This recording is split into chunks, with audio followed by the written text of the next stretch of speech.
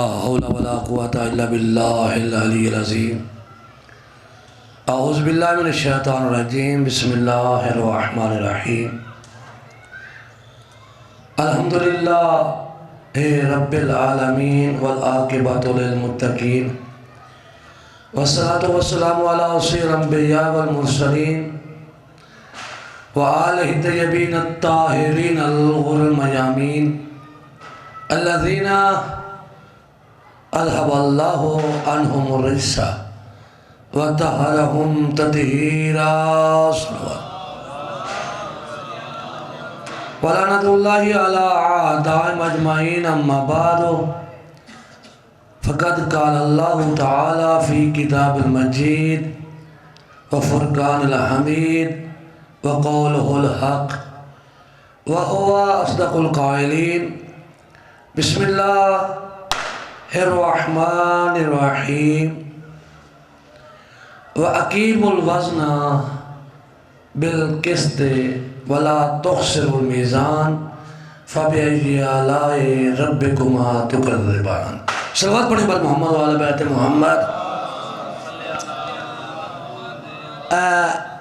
سب سے پہلے تمام سادات و مومنین، نوجوانان ملت، ہمارے بزرگ، چھوٹے بچے، اطفالیت اور طفولیت میں آنے والے تمام کو آج کے دن کی مبارکباد پیش کرتا ہوں۔ یہ وہ مبارک ہے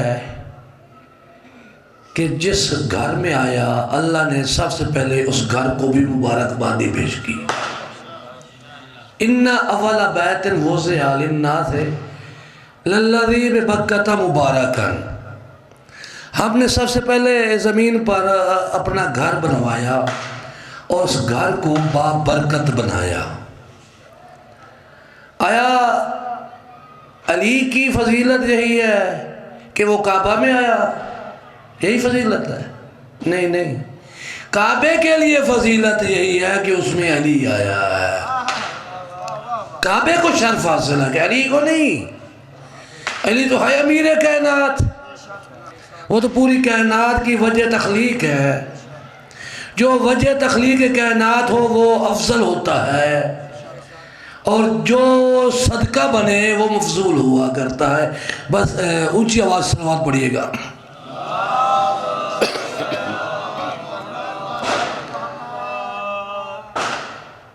وَأَقِيمُوا الْوَزْنَ، اللہ نے ارشاد فرمایا تم اپنے وزن پہ قائم رہو۔ وَلَا تُخْسِرُوا الْمِيزَانَ، تے ڈنڈی نہ مارو، ترازو میں ڈنڈی نہ مارو، کیونکہ وزن اور میزان یہ دونوں جو ہے یہ لازم اور ملزوم ہیں۔ جب انسان ایک ریٹ لگا لیتا ہے نا، یہ فلاں چیز اتنے کی ہے، اور اس کو اگر تھوڑا تولے، تھوڑا ناپے، تو پھر وہ ڈنڈی مار رہا ہے نا۔ اللہ نے کہہ دیا کہ میں نے تمہیں وزن دیا ہے، اس میں ڈنڈی نہ مارنا، میزان پہ رکھ کے تولنا۔ اگر وزنی ہے تو پھر وزنی سمجھنا، اگر وزنی نہیں ہے تو نہ سمجھنا۔ میں دو چیزیں چھوڑ کے جا رہا ہوں، رسول نے فرمایا نا، ایک کتاب، ایک میری اطرت میری اہل بیت، دونوں کو برابر رکھو۔ ایک کو بھی اگر کم سمجھو گے، آگے وہ کیا ہے؟ ڈنڈی بچ گئی نا۔ تو جس کو اللہ نے میزان بنا کر بھیجا ہو اسے علی ابن ابی طالب کہتے ہیں۔ اور اس وزن کا اگر کوئی موازنہ کرنا چاہے تو آؤ میں آپ کو ایک اور آیہ مبارکہ کی طرف لے جاتا ہوں۔ لو انا انزلنا هذا القرآن على جبل لرأيته خاشعا متصدعا من خشیۃ اللہ تلک الامثال نضربها للناس۔ اللہ کہتا ہے کہ اگر میں قرآن کو پہاڑ پر نازل کرتا تو قرآن کا وزن اتنا ہے کہ پہاڑ برداشت نہ کر پاتا۔ قرآن کا وزن، اب قرآن کا وزن اگر سمجھ میں آ گیا تو پھر وارث قرآن کا وزن بھی سمجھ میں، جو قرآن کو ہی نہ سمجھ سکے وہ وارث قرآن کے وزن کو کیا سمجھے گا؟ اللہ نے کہا کہ اگر میں قرآن کو پہاڑ پر نازل کرتا تو وجہ تخلیق کائنات کے علاوہ اور بھی ہستیاں کچھ ایسی نظر آتی ہیں کہ جو اس در پہ آ کے 20 سال تک لوگوں کے سوالوں کے جواب قرآن کی آیت پڑھ کے لوگوں کے سوالوں کے جواب دیا کرتی تھی۔ وہ کون ہے؟ جناب فضہ میمونہ اس در پہ آ کے لوگ سوال کرتے تھے، بی بی آیتیں پڑھ کر سناتی تھی۔ لوگ بیٹے پوچھتے تھے، بی بی یعقوب و ایوب و موسیٰ و عیسیٰ کہہ کے پکارتے تھے کہ میرے اتنے بیٹے ہیں، ہے نہیں؟ تو لہذا جس کی کنیز 20 سال تک قرآن سے لوگوں کے سوالوں کے جواب دے، اس کے آقا اور آقا زادی کا مقام کیا ہوگا؟ عقیم الوزن، بس قائم رکھو وزن کو۔ اب وزن کیا ہے؟ اگر ہم پہاڑ پہ نازل کرتے، پہاڑ خشیت اللہ سے، اللہ کے خوف سے ریزہ ریزہ ہو کے ہوا میں اڑتا ہوا نظر آتا۔ سلام ہو اس قلب رسول پر جس پر قرآن نازل ہوا۔ وہ قرآن کا وزن اتنا پہاڑ برداشت نہیں کر سکتا۔ ایک اور آیت ہے کہ اللہ نے امانتیں دیں زمین کو، زمین نے انکار کر دیا۔ آسمان کو کہا کہ تم اٹھا لو، آسمان نے انکار کر دیا۔ پھر کون سے ایسے لوگ تھے جنہوں نے اس امانت کو اپنے سینے میں لے لیا؟ جب سینے میں لیا، اب آنے سے پہلے اللہ ان کو عالم بنا رہا ہے، جب دنیا میں خلق ہوا تو پھر پڑھنے کی تعلیم دے رہا ہے۔ تو وہ ہے میزان، جس نے کائنات کے بننے سے پہلے آنکھ کھولی ہو وہی عینی شاہد ہوتا ہے، وہی عینی گواہ ہوتا ہے۔ آپ پریشان نہ ہو، میں تھوڑی وضاحت کرنا چاہتا ہوں۔ اللہ کہتا ہے اے میرے پیارے حبیب، یاد کر اس وقت کو جب ہم نے آدم کو خلق کیا، یاد کرو اس وقت کو جب ملائکہ کو کہا کہ تم سجدہ کرو آدم کو۔ یعنی معلوم ہوا یاد کرانا اور باور کرانا اس کو کیا جاتا ہے جو اپنی آنکھوں سے ساری چیزوں کو بنتا دیکھ رہا ہو۔ یاد اسے کرایا جاتا ہے جو اپنے آنکھوں سے ساری چیزیں، جس کو پتہ ہی نہیں ہے وہ تو نہیں ہے۔ ایک مرتبہ صلوات پڑھ لیں اونچی آواز سے۔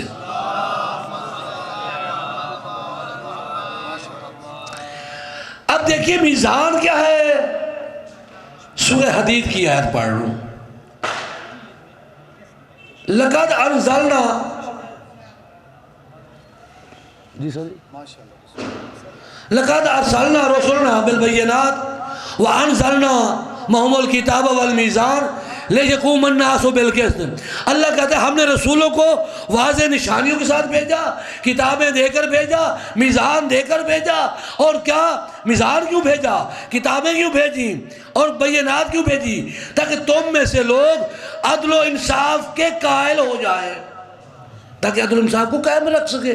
اب عدل و انصاف وہی قائم رکھیں گے جس کے اصول دین میں عدل ہوگا، جس کے اصول دین میں عدل ہوگا۔ جس کے اصول دین میں عدل نہیں ہوگا وہ میزان کو کیسے پکڑیں گے؟ انہیں تو پتہ ہی نہیں ہے عدل ہوتا ہی کیا ہے۔ ہمارے مذہب خیر البریہ میں سب سے پہلی جو دلیل ہے توحید کے لیے وہ اللہ کو عادل سمجھنا ہے۔ اگر اللہ کو عادل نہیں سمجھیں گے تو پھر وہ حضرت بلول والا واقعہ آپ کو یاد ہوگا۔ ایک مرتبہ اونچی آواز صلوات پڑھیے گا۔ آج سب آگے آ جاؤ، آگے آ جاؤ۔ پروردگار کائنات آپ کو صحت و تندرستی عطا فرمائے۔ ہمارے بزرگ مایہ ناز ذاکر اہل بیت حاجی خادم حسین کاشر صاحب، ان کی صحت و سلامتی کے لیے بآواز بلند صلوات پڑھیے گا۔ حاجی صاحب، جس کے اصول دین میں، جس کے دین میں عادل ہی نہ ہو وہ میزان کے اندر ڈنڈی تو مارے گا نا۔ حضرت بلول نے بہترین ثبوت دیا ہے عدالت کی بنا پہ۔ جب ایک دنیا کا بنایا ہوا امام اپنے بچوں کو، شاگردوں کو بتا رہا ہے کہ 3 اقوال ایسے ہیں امام صادق کے جن سے میں رائے نہیں رکھتا، متفق نہیں ہوں، وہ کون سی 3 چیزیں ہیں؟ کہا کہ امام فرماتے ہیں اللہ ہے، نظر نہیں آئے گا۔ میں کہتا ہوں جو چیز ہو اسے نظر آنی چاہیے، یعنی اختلاف کرتا ہے، نہ اتفاق کی حزب اختلاف تھا وہ امام کا، وہ اختلاف میں ایک لشکر بنانے والا تھا۔ پھر بھی صلوات پڑھ لیں ان کی آواز سے۔ حزب اختلاف میں سب سے پہلے وہ امام ہے کہ میں امام سے اختلاف کرتا ہوں کہ اللہ ہے اور نظر نہیں آتا، حالانکہ حضرت موسیٰ نے بھی کہا اللہ میں تجھے دیکھنا چاہتا ہوں، خالق کی آواز آئی اے موسیٰ تو ہرگز مجھے نہیں دیکھ سکتا، ایسے ہی ہے نا جی۔ تو اب وہ امام کے قول سے نفی کر رہا ہے۔ دوسری بات یہ ہے کہ امام نے فرمایا کہ شیطان جو ہے وہ جہنم میں جائے گا، میں نہیں مانتا، شیطان بنا ہوا ہے آگ کا، تو جہنم بھی آگ ہی ہے نا، تو آگ میں آگ کیسے اثر کرے گی؟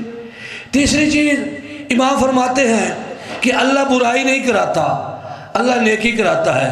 میں کہتا ہوں خیر ہی و شر ہی من اللہ تعالیٰ، توجہ فرمانے ہیں، یہ امام اعظم کے الفاظ ہیں، یہ کسی نبی کے الفاظ نہیں ہیں۔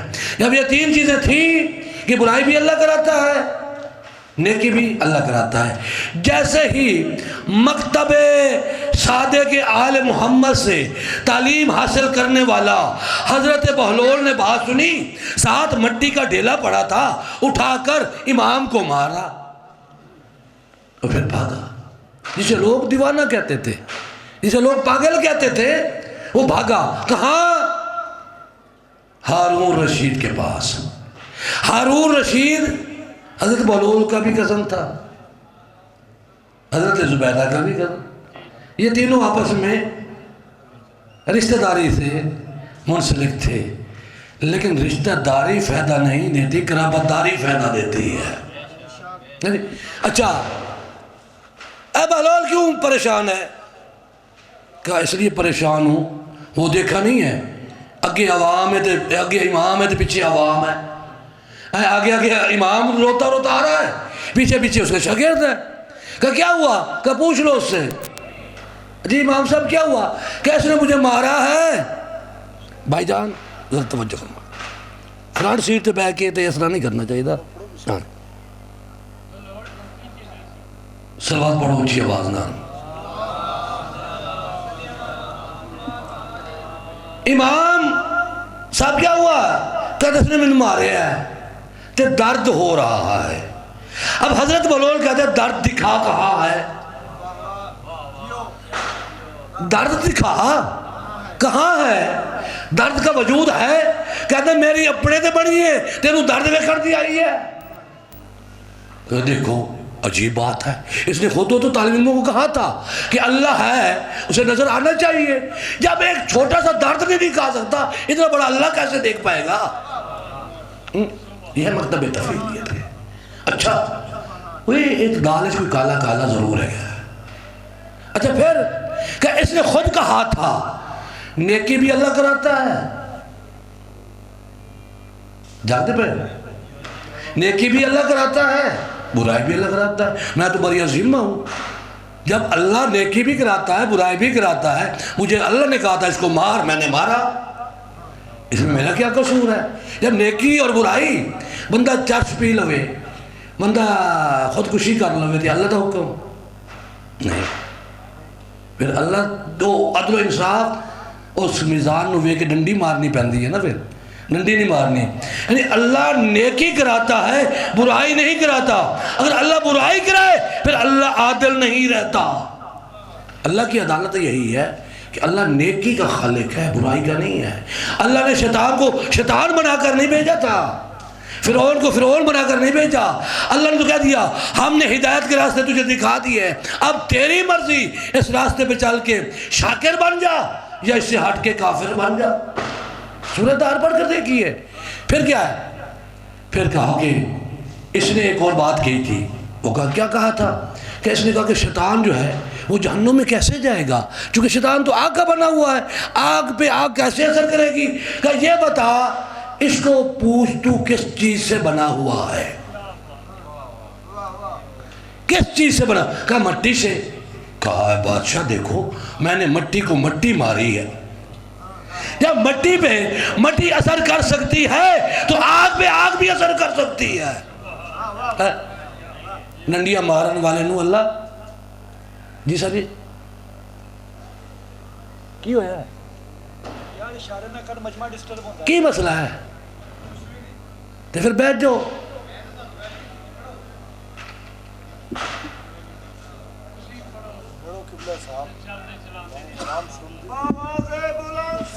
اشارے کر رہے ہیں نا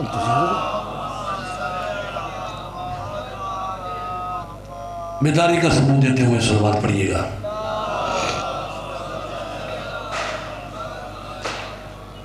تو اپنے میزان کو قائم رکھو اور میزان میں ڈنڈی. اب میزان کیا ہے؟ اللہ نے سب سے پہلے علی کے لیے جو مبارک بادی کا اہتمام کیا وہ ہے اپنا گھر.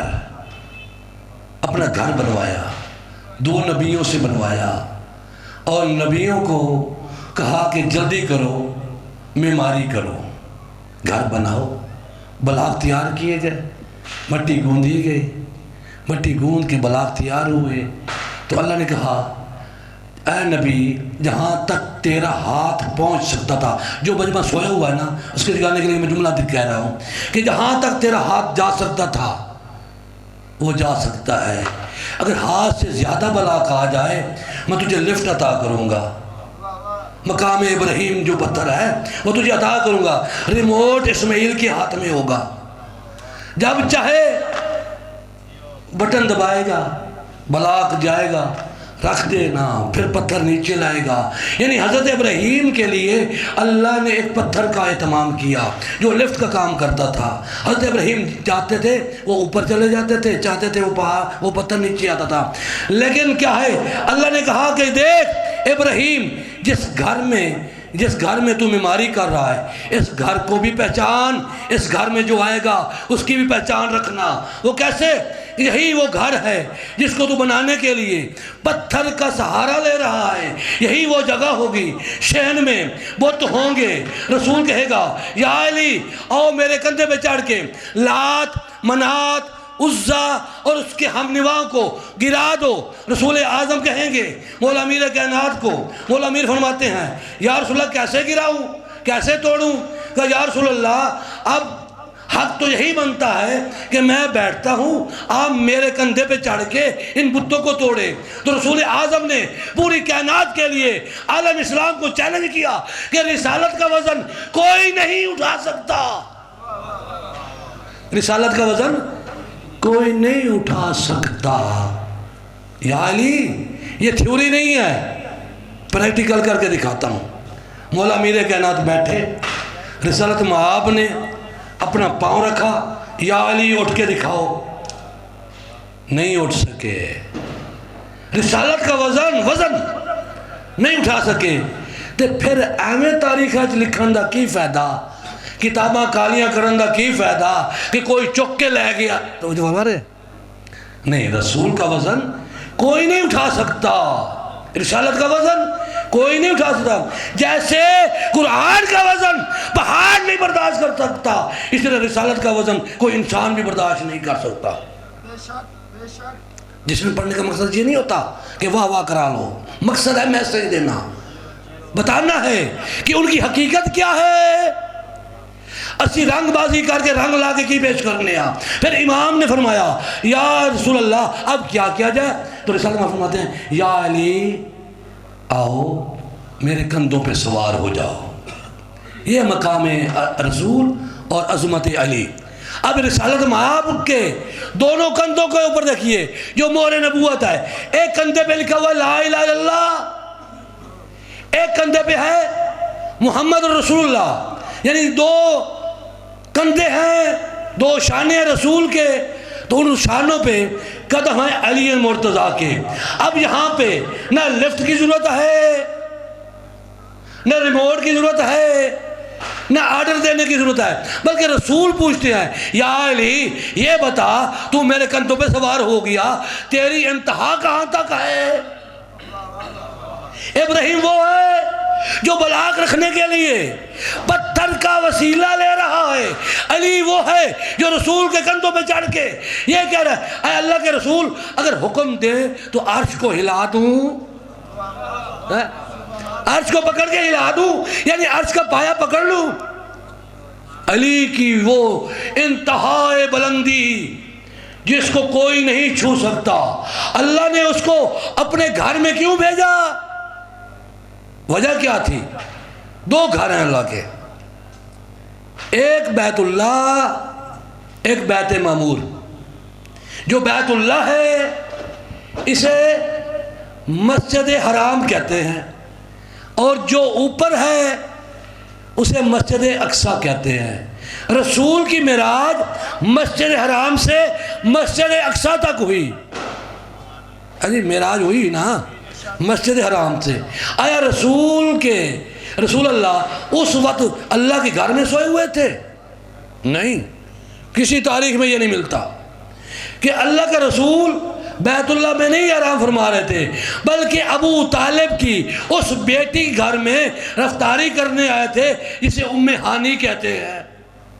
مولا علی کی بہن ابو طالب کی بیٹی اور رسول اعظم کی بھی بہن لگتی ہے نا کزن، اس گھر میں۔ اب اللہ نے کیا کہا؟ سبحان الذی اسری بعبدہ لیلا من المسجد الحرام الی المسجد الاقصی۔ ہم نے بیت حرام سے مسجد حرام سے مسجد اقصی تک سیر کرائی، یعنی اللہ نے ابو طالب کے گھر کو بیت حرام کہا ہے، مسجد حرام کہا ہے، یعنی حرمت والی مسجد، اس لیے کہ تمام لوگوں کے دروازے بند کر دیے تھے، علی کا دروازہ کھول دیا تھا جو مسجد کو کھولتا تھا۔ یہ یا رسول اللہ یہ کیا ہوا؟ ان کا دروازہ کھول دیا، ہمارا بند کر دیا۔ کہا یہ وہ ہے کہ جس حال میں بھی آئے یہ طاہر مطہر ہے، ان سے رزق کو دور رکھا گیا ہے، تم وہ ہو، تمہاری پیدائش ہوئی تو بت خانے رجاسہ تمہارے ارد گرد ہے۔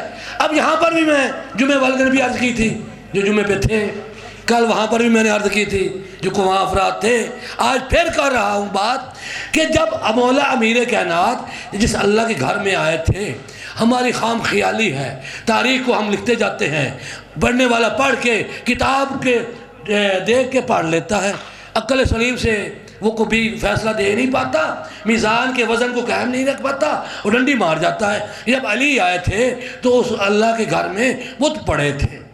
نہیں بھائی، ہے ہی نہیں، نہ تھے نہ ہیں، اس لیے کہ اس کلید بردار کو ابو طالب کہتے ہیں۔ خانہ کعبہ کی چابی حضرت ابو طالب کے پاس، یعنی حضرت ابو طالب وہ ہے جو کل ایمان کا باپ ہے، وہ شجاع، وہ عالم، وہ بہادر، وہ کفیل رسالت، وہ کفیل امامت ہے، جسے اللہ نے مربی اور رب کہا۔ اے رسول مجھے تیرے رب کی قسم، یعنی تیرے رب ابو طالب کی قسم، تیرے پالنے والے کی قسم، کوئی بندہ اس وقت اپنے فیصلے میں کامیاب نہیں ہو سکتا جب تک کہ تجھے اپنا حاکم نہ بنا لے۔ تو مجھے فرما رہے نہیں، لہذا ان چیزوں کو ہم نے خیال میں رکھنا ہے، عقل سلیم میں جگہ دینی ہے۔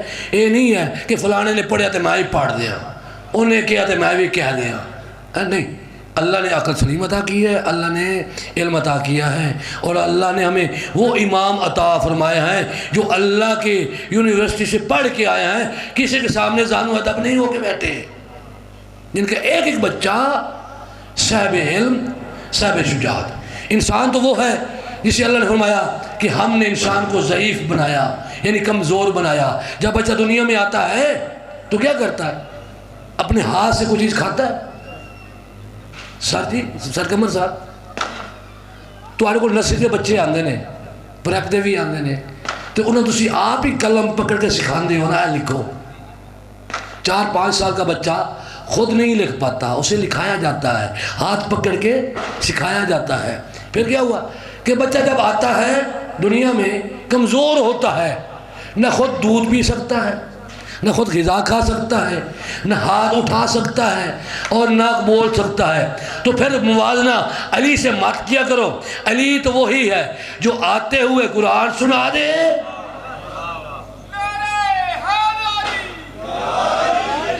آتے ہوئے قرآن سنا دے، آتے ہوئے رسول کو سلام کرے، ہاتھ اٹھائے. یوں نہ کہوں کہ آتے ہوئے اتنا بہادر کہ ابو جہل کا جو میزان تھا اس کو توڑ دیا. ابو طالب کا ابو جہل کا میزان کون تھا؟ اژدہا. تو جس جھولے کو وہ آ جائے بچہ سہم جاندہ ہے. جناب فاطمہ بنت اسد کہتی ہے میں نے اپنے بیٹے کو باندھا تھا عربی لازمِ زفاف سے، جیسے ہی باندھا تو توڑ دیا. پھر میرا خیال آیا کہ شاید یہ میں نے کمزور کپڑے سے باندھا ہے. 3 روایات ہیں، تینوں میں جب تیسری مرتبہ باندھا تو پھر جب دیکھا کہ وہ کپڑے پھٹ چکے تھے. علی انگڑائی لیتے تھے، اب بچے نے بندنے کپڑا بندنا وہ پھٹ جاتا تھا. تو بی بی کہتی ہے واقعی تو حیدر ہے. حیدر ہے نا. تو بی بی نے حیدر رکھا نا مارب کے مقابلے میں جب مارب نے اپنا تعارف کرایا. اور دیکھ علی میں کون ہوں. سمیت امی مرحبا، مولا امیر کائنات نے سینے پہ ہاتھ رکھا ہے. تیری ماں نے اگر تیرا نام مرحب رکھا ہے تو میری ماں نے میرا نام حیدر رکھا ہے. یعنی تعارف کرایا، جیسا سوال ویسا جواب. اچھا پھر کیا ہوا کہ جناب امیر کائنات نے اس میزان کو ختم کیا جو حلالی اور حرامی کی پہچان تھی. حلالی اور حرامی کی پہچان تھی. اژدہا. اچھا پہلے جعفر تیار بھی تھے، ابو طالب تھے بیٹے سن. آج صاحب ایسا ہی ہے نا جی. 3 بھائی سن مولا علی دے بڑے، جناب طالب، جناب جعفر تیار، جناب عقیل. ان کے لیے کیوں انصاف لے کے آئے؟ کچھ لوگ سپا تو ڈرتے بھی سن، تو جب ہم آ رہی ہیں وہ ان میں سے تھے. وہ نہیں دیکھتے تھے یہ غار ہے یا کوئی اور رسول بھی ساتھ ہے. ہاں جی وہاں پر بھی ڈرتے تھے نا. انہوں نے کہا کہ شاید ہو سکتا ہے کہ اس صاحب کو اگر ہم لے کے جائیں گے تو یہ پیچھے ہٹا دیں گے کہ ابو جہل کے پیچھے لے جا. سرما سلائی تو بعد میں ڈالنا، پہلے اژدہا کا تو حشر دے. مولا امیر کائنات نے ایسے جبڑے میں ہاتھ ڈال کے 2 حصوں میں تقسیم کر دیا. اب رونے لگا. ابو جہل کہا اے محمد میرے پاس ایک میزان تھا جو حلالی اور حرامی کی پہچان کے لیے کسوٹی تھی، اب میں کیسے پہچانوں گا؟ مولا فرماتے ہیں گھبرا نہیں، سارا نظام ختم ہو چکا ہے، نیا نظام علی چلائے گا. نیا نظام مطلقاً ہر امام جس نے سرکار حجت جب آئیں گے یہ جتنی بھی چیزیں موجود ہیں، تنصیبات ہیں، ایٹمی پلاٹ ہیں، سارے ہیچ ختم ہو جائیں گے. چونکہ امام زمانے کا امام ہوتا ہے اور زمانہ امام کا ہوتا ہے. امام زمانے کا محتاج نہیں، زمانہ امام کا محتاج ہوتا ہے. ہر چیز ختم ہو جائے گی، پھر وہی صورت ہوگی. جو کردار محمد تھا وہی کردار مہدی ہوگا. جو صنعت، جو ثقافت، جو معیشت محمد مصطفیٰ کے دور میں ہوتی تھی وہی ثقافت، وہی معیشت محمد مہدی کے دور میں ہوگی. اچھا پھر کیا ہوا؟ پھر کیسے پہچانیں گے؟ کہا کہ جو بھی علی کو دیکھ کر یا علی کا نام سن کر مسکرائے گا وہی تو ہی حلالی ہوگا.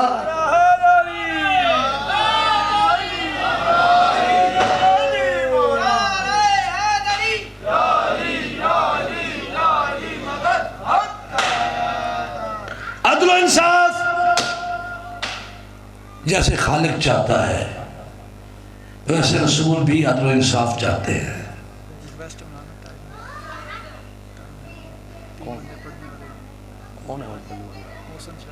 بلاؤ نا میرے بات بچوں کو بلا لیا کرو، ایک غلط کام ہو گیا نا اس طرح۔ چلو ٹھیک ہے بلاؤ نا، چلو صلوات پڑھ لو بارو محمد اور محمد۔ میں کتنی دیر سے بیٹھا ہوں؟ بسم اللہ۔ بس دو باتیں اور کرنی ہیں، تیسری نہیں۔ اللہ نے جس گھر کے مکین کو بھیجا اس کی حقیقت تب ظاہر ہوگی جب اللہ کے گھر کی حقیقت کو کوئی سمجھ سکے گا۔ جناب فاطمہ بنت اسد 13 رجب کو خانہ کعبہ کے ارد گرد طواف کر رہی ہیں۔ کیا کہتے ہیں لوگ؟ حاجی جاتے ہیں لبیک اللہم لبیک، اللہ ہم حاضر ہیں، ہم حاضر ہیں، لیکن مکتب تشیع میں یہ لفظ نہیں ہے۔ خانہ کعبہ میں داخل ہونے سے پہلے آپ یہ تکبیر پڑھ سکتے ہیں، تجھے یاد کر کے ہے گی۔ خانہ کعبہ کے اندر جا کر یہ لفظ آپ ادا نہیں کر سکتے۔ بڑے بڑے صاحب علم ہے نا، یہاں پر موازنہ کریں، جو بات میں کہتا ہوں انشاءاللہ اتھنٹک بات ہوتی ہے۔ جیسے ہی مکہ کی حدود میں آپ پہنچیں گے آپ نہیں کہیں گے اللہم لبیک، ہم تو پہنچ چکے ہیں۔ جب پہنچ جائیں گے، پہنچ چکے، پھر بھی کہ ایسا حاضر ہے نہیں، جب تک دور تھے اس وقت پڑھ سکتے تھے، جب خانہ کعبہ کے اندر داخل ہو گئے پھر نہیں کہہ سکتے کہ اے اللہ سی حاضر ہے، اے اللہ سی حاضر ہے، کہ اللہ نے پتہ کوئی نہیں وایا انہیں۔ گلہ چھوٹی چھوٹی ہیں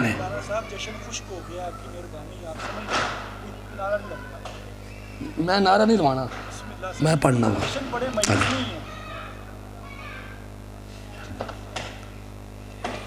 ایک مرتبہ اونچی آواز سے بات پڑھو جی۔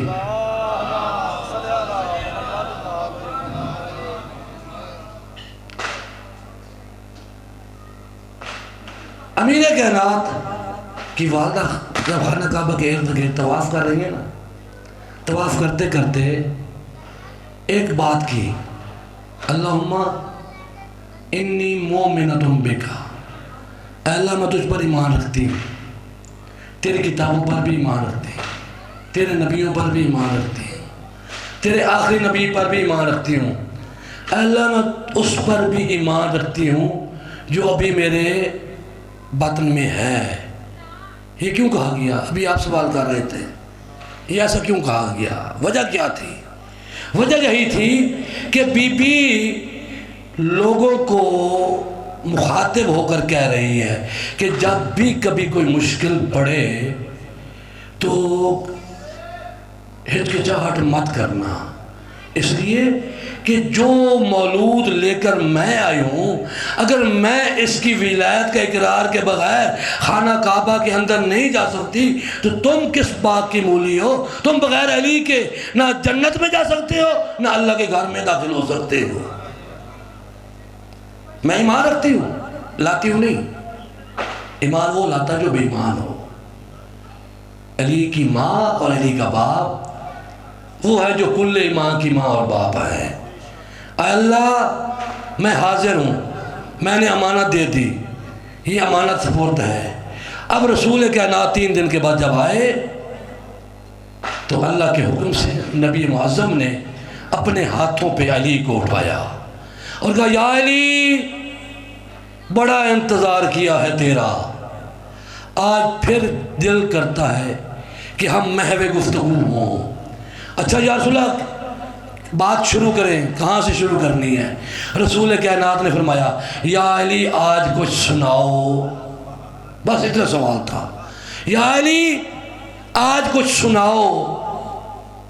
تو مولا امیر کائنات رسول کے ہاتھوں پہ مسکرا کے کہتے ہیں اینا من اقرأ یا رسول اللہ، اللہ کے رسول کہاں سے سناؤ؟